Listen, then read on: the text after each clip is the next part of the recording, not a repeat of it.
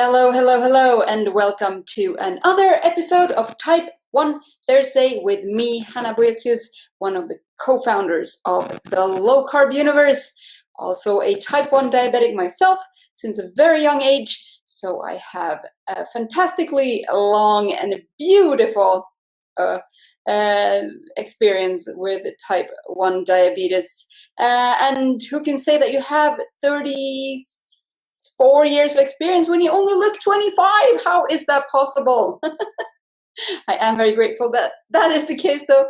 So anyway, jokes aside, today I will be talking about traveling with diabetes, because that can, of course, be a little bit tricky if you don't know what you're doing. I myself am an avid traveler. I love traveling and figuring out new places, meeting new people. The sights, the sounds, the smells of a new place are just too intoxicating for me. So that's why diabetes won't stop me from traveling, even though I don't really know how it is to travel without it. So maybe, it's a blessing in disguise. But anyway, I wanted to go through some points, like what you should do, what you definitely shouldn't do. And I also have a little packing list that I found on my blog. Look at that. That I will link to as well below, and I will go through that with you so that you don't miss anything for your upcoming travels, whether that is for holiday, business, pleasure, or any other reason. So I think that we should get started, I guess. And so traveling with diabetes, of course, comes with both emotional and physical luggage. And that is, of course, we'll talk about the emotional luggage of diabetes maybe another time. Otherwise, you'll never get rid of me today, and I'm sure you have other things to do left today. So how about we just focus on the physical baggage of diabetes and what you need to bring along for your fun trip full of fun. And traveling with diabetes, of course, requires a little bit of extra effort. It takes a lot of just-in-case thinking and what if shit hits the fan sort of thinking, because everything can happen, especially as traveling usually takes you out of your routine. That is so important for a stable and successful diabetes management. So that's why it does take a little bit of extra effort, and it does take a lot of preparation. And that's my first tip for you. You have to make sure that you prepare properly for your trip, for whatever may or may not happen during your time away from home. So I really won't have time to go into all the details today, but if you have any questions at all, just pop them in a comment somewhere, and I'll make sure to answer them afterwards, because there's so much that you do have to think about. So maybe there's a part 2 at some point, but for now, let's keep it this way. All right, if you're traveling across time zones, if you are a jet setter and you are a jet-setting, fantastic, wonderful person, there are certain tricks that you can take and certain tricks that you can do. Way too many to go into detail for right now, but just know that time travel, I like that. Time travel takes a little bit extra effort and preparation, like playing around with your basal rates a little bit, making sure that you have enough hypo treatment, and also maybe taking it a little bit easier and be a little bit calmer on yourself than you maybe are at home, where you want things to be rigidly under control. Make sure you bring everything in a carry-on bag. Do not put any diabetes medications or equipment or anything in your checked luggage, because that is easy to lose. That is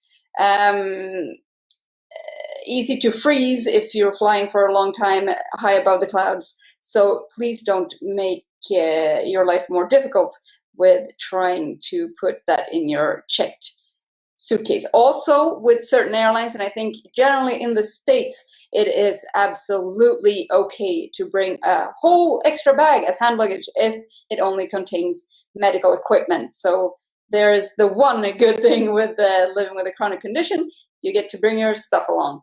which is great.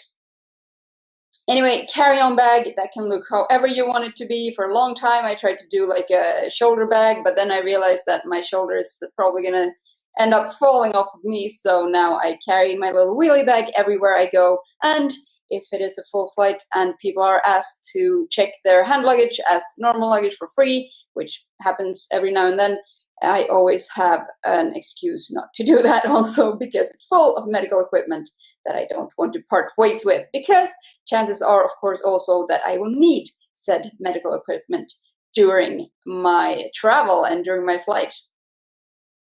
All right, another thing, bring much more supplies than you think you'll need, because you just never know how you're going to react, especially if you're playing around with going to another time zone.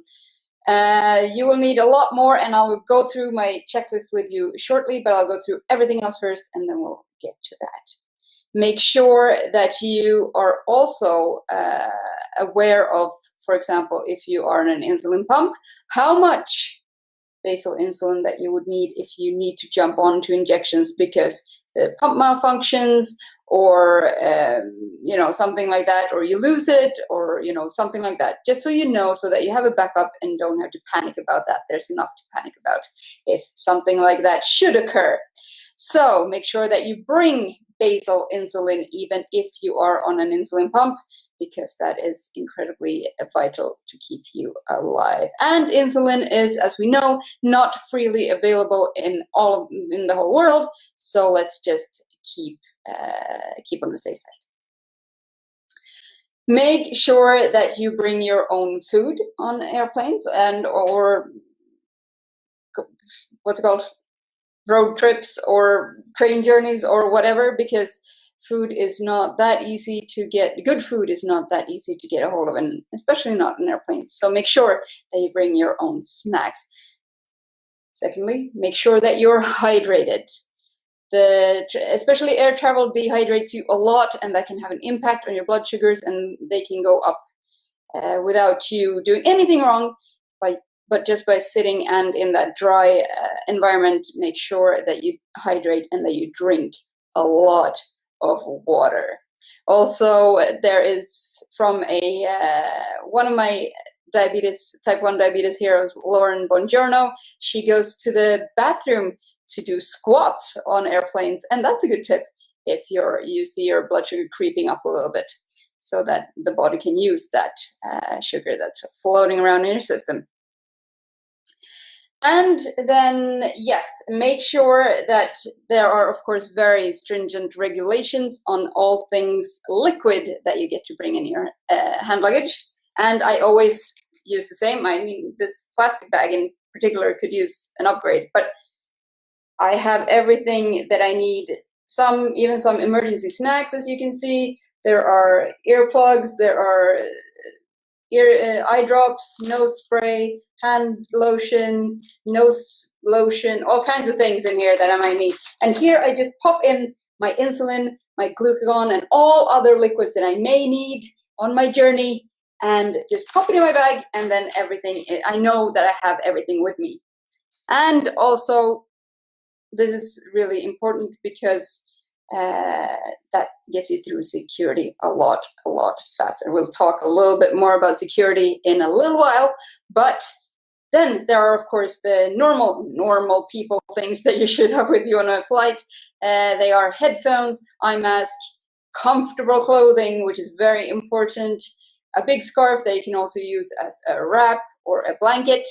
You should have compression socks, especially if you travel far, and especially if you have circulation problems as a diabetic, because that can really help you and save you from the blood clots and all of that stuff.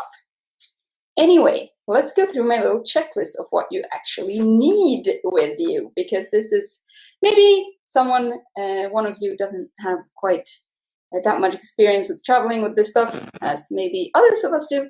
And so I just thought sharing is caring, and let's do it.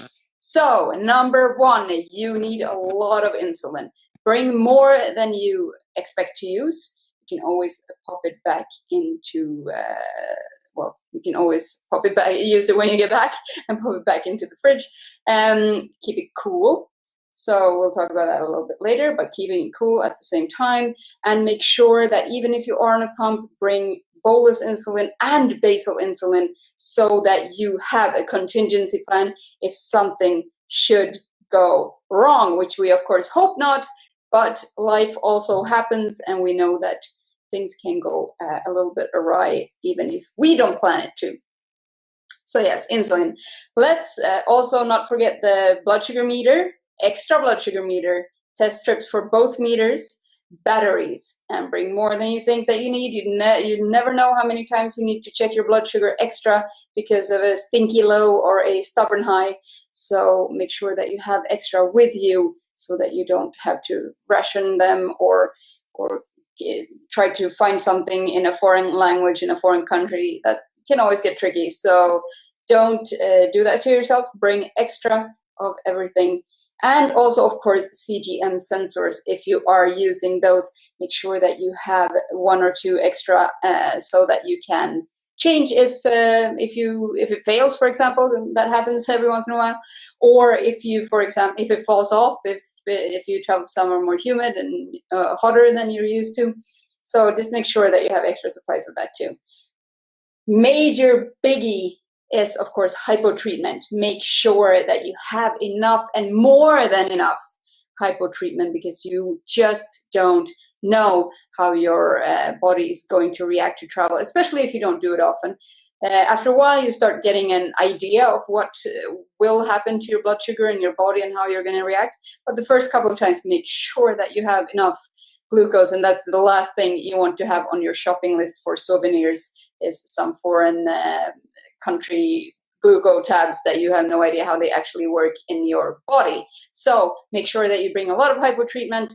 I, of course, as you all know that I've been yapping about for the past several episodes, only use glucose tabs for my lows. So I bring plenty of those, make sure I have extra so that I don't get into trouble. Also, snacks, especially traveling over time zones, can make you hungry at very unexpected times. So having some diabetes-friendly snacks along is not a stupid idea at all. I think you should bring some so that you are safe and can know that you're eating what you can eat and nothing weird that will influence your blood sugar in a bad way.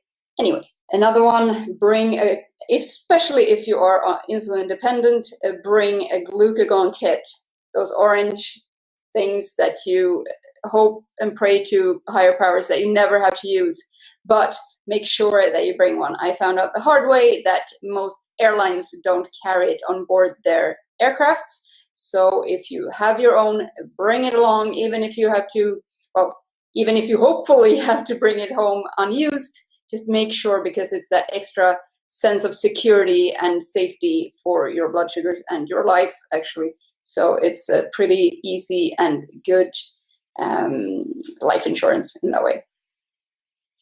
Then alcohol wipes, the little alcohol swabs that you clean your injection sites with, because they also serve a second purpose when you're traveling.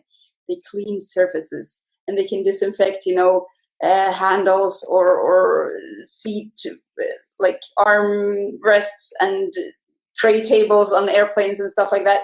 If you notice, normally I don't do it, but sometimes I just get a feeling that it might not be as clean as I would wish it to be. So then I take one of my little alcohol swabs and I'll quickly, just disinfect the whole thing. And then, makes me feel better. Anyway, apart from, that little part, you also should bring any other medications, prescription meds, and any supplements that you may or may not be taking, because, of course, you want to keep up your fantastic healthy routine as you are doing at home, as well as you can on the road, whether that is by airplane, car, train, bus, walking, biking, whatever it is. Just make sure that you have as much of your routine with you as possible. And then another thing, I was going to show it, but I forgot to take it out. That is, of course, a medical certificate from your doctor that, yes, indeed, you are living with diabetes, you are a diabetes patient, and you need all these things along and signed by a doctor. And somehow then that paper gets some sort of magical power and it will get you through security and gets you from having to check your bag and gets you from all this trouble. People seem to leave you alone when you wave your doctor signed letter flag with all the requirements that you have to manage and treat your diabetes. Also, a medical ID, a diabetes ID, whether you have chosen to get a tattoo or if you have a piece of jewelry or whatever, because this can really be, especially if you're traveling alone, because there can be unexpected turbulence also in blood sugar, and that's why it can be quite good to just have that along, and so that people know what's happening in case you would be in serious trouble. You can also choose, this is something I personally maybe don't take along that much because I know I can get them anywhere basically, but keto sticks. If you are not necessarily a low carber yet and you do get sick on your travels, make sure that you have some keto sticks so you can check ketones and at least rule out that from the blood sugar equation and ill feeling equation. And then, of course, insulin pens, syringes, needles, infusion sets, insulin cartridges, pump, extra pump if you can get that from your pump manufacturer. All of those things, make sure you bring them along, because as a red theme today, we have, you just don't know what's going to happen. Also, don't forget your chargers, whether that's for your phone, insulin pump, your blood sugar meter, whatever chargers you need, bring them along, or your computer for that matter. Also, if you're using a blood sugar diary, don't forget that one, and a little fancy pen to go with it. And also make sure, and this ties up to the first one, which was insulin, and the last one is somehow to keep insulin cool, especially if you're traveling for longer periods of time, so that the insulin doesn't get up to room temperature and then back to fridge and then room and then fridge, because then it can become denatured and not work maybe as well as you are used to it doing or as you wish it would. So make sure that there are plenty of products on the market, but one example is a Frio bag, which you swell up with cold water so that it keeps the insulin cool at least. And also there's another product on the market called a Med Angel, which you keep with your insulin, and it connects to an app on your phone, and it can show you if the insulin is in a dangerous temperature or not. I also wanted to show you sort of what I do with all my extra, as a maybe tip for someone out there, with all my extra diabetes gear, not all of them, the sensors, the infusion sets, all of those test strips and stuff come on the side of this, but here I have a little emergency kit with everything extra. So in here I have, what a mess, some tiny syringes, because you never know what happens, of course. I have some tape so I can stick down an infusion site. I have an extra lancing device. I have basal insulin, although I don't use it on a daily basis, but I was just out traveling and I'm going soon again, so it's still here. I have an extra blood sugar meter and test strips for that. I have, of course, extra alcohol swabs because they were handy in other cases, as I told you before. And I also have an extra version of my insulin pump, so that I have, for all things, I am prepared and I have a backup for all things.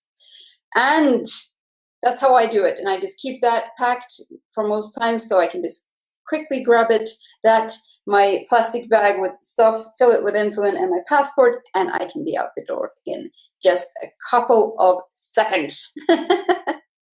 And then also, a few more points. You need to figure out how you react to travel, whether that's air travel, car travel, whatever kind of travel. You can also react differently on different kinds of travel. Isn't that exciting? Diabetes sure knows how to keep you on your toes. So make sure that you know how you react, and so that you know what is not normal for you anymore, and when you have to treat, whether it's high or low, so you treat with sugar or insulin. As I said, and I will highlight this again, make sure that you're wearing a medical ID of some sort. This will significantly reduce critical time if you get into trouble while you are away. and you might not be able to speak for yourself. So make sure that people know that you are living with diabetes. I have a little bracelet here where it says my information on the back, so that at least I would like to think that an ambulance employee will find that and know what's going on with me. Anyway, bring extra supplies according to this checklist that I just read out, and whatever else you may need. So don't worry if yours is longer or shorter. This is just to get a general idea of what may be needed on a trip with diabetes. Also, check your blood sugar often while you travel. This goes for all the time, but we can't really do that because then our fingertips would really look like sieves, like mine are at the moment. And this is, of course, where a CGM really comes in and is worth its weight in gold, although it doesn't weigh very much. But okay, something heavier than gold. But okay. Anyway, check that often, because so that you know what is happening and what is going on. So that, for example, maybe you are feeling like your blood sugar is very low, but actually it is the jet lag playing tricks on you. So just so you know what is going on, and that you can rule out that if you're not feeling that well. Also, at security check, here it comes again. Make sure you bring that signed letter from your doctor. And also, if there is a full body scanner and you're wearing medical devices, a pump, CGM, a Libre, whatever things, just make sure you don't go through a full body scanner, because I don't know of a single company, manufacturer that says that this is okay for their products and they can definitely withstand it. And you know what? No one's going to pay that back if it gets destroyed or malfunctions because you went into the full body scanner. So until we know, please do insist on a pat down instead. It's a bit uncomfortable, but it's worth it, and it saves you a lot of money and effort. And that is actually, yeah, I also wanted to add that during all my travels with type 1 diabetes, I've been stopped maybe a handful of times at security. So it's not like a huge thing. It's nothing to be afraid of. They are usually as nice back to you as you are to them. So you just have to explain what it is and what it is they're handling. And if it beeps, then you explain, I'm wearing medical devices. And then they usually ask which medical devices. And then you have a chance to explain. And they're usually very, very courteous. So don't worry about it. Go out, explore the world. And if you have any questions, please do let me know, and I will get back to you shortly. Have a fantastic rest of the day. Travel safe, and see you soon.